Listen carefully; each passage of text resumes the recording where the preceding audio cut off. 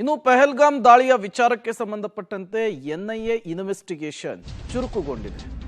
ಪಾಕಿಸ್ತಾನಕ್ಕೆ ಭಾರತದ ದಾಳಿ ಆತಂಕ ಜಾಸ್ತಿ ಆಗ್ತಾ ಇದ್ದ ಹಾಗೇನೆ ಐಎಸ್ಐ ಮುಖ್ಯಸ್ಥನನ್ನ ರಾಷ್ಟ್ರೀಯ ಭದ್ರತಾ ಸಲಹೆಗಾರನಾಗಿ ನೇಮಕ ಮಾಡಲಾಗಿದೆ. ಪಾಕ್ ರಾಷ್ಟ್ರೀಯ ಭದ್ರತಾ ಸಲಹೆಗಾರನಾಗಿ ಆಸಿಮ್ ಮಲಿಕ್ ನೇಮಕ ಆಗಿರುವಂಥದ್ದು. ಸೆಪ್ಟೆಂಬರ್ನಲ್ಲಿ ಐಎಸ್ಐ ಮುಖ್ಯಸ್ಥನಾಗಿ ಈತನನ್ನ ನೇಮಕ ಮಾಡಲಾಗಿತ್ತು. ಇದೀಗ ರಾಷ್ಟ್ರೀಯ ಭದ್ರತಾ ಸಲಹೆಗಾರನಾಗಿ ಈತನನ್ನ ಪಾಕಿಸ್ತಾನ ನೇಮಕ ಮಾಡಿದೆ. ಪಾಕಿಸ್ತಾನಕ್ಕೆ ಭಾರತದ ದಾಳಿಯ ಆತಂಕದ ನಿಟ್ಟಿನಲ್ಲಿ ಇಲ್ಲಾಗ್ತಾ ಇರುವಂತಹ ಬೆಳವಣಿಗೆಯ ನಿಟ್ಟಿನಲ್ಲಿ ಒಂದಿಷ್ಟು ಬದಲಾವಣೆಗಳಾಗ್ತಾ ಇರುವುದನ್ನು ನೀವು ಗಮನಿಸ್ತಾ ಇದ್ದೀರಿ. ಅಂದರೆ ನಮ್ಮ ರಾಷ್ಟ್ರದಲ್ಲಿ ಅಜಿತ್ ದೋವಲ್ ಇದಾರಲ್ಲ, ಜೇಮ್ಸ್ ಬಾಂಡ್ ಅಂತ ಕರಿತೀವಿ, ಅದೇ ರೀತಿ ಅಲ್ಲೂ ಕೂಡ ರಾಷ್ಟ್ರೀಯ ಭದ್ರತಾ ಸಲಹೆಗಾರ ಅಂತ ಇರ್ತಾರೆ. ಈ ISI ಅನ್ನೋದೇನಿದೆ ಇದೊಂದು ಗುಪ್ತಚರ ಇಲಾಖೆ ಪಾಕಿಸ್ತಾನದಲ್ಲಿರುವಂಥದ್ದು.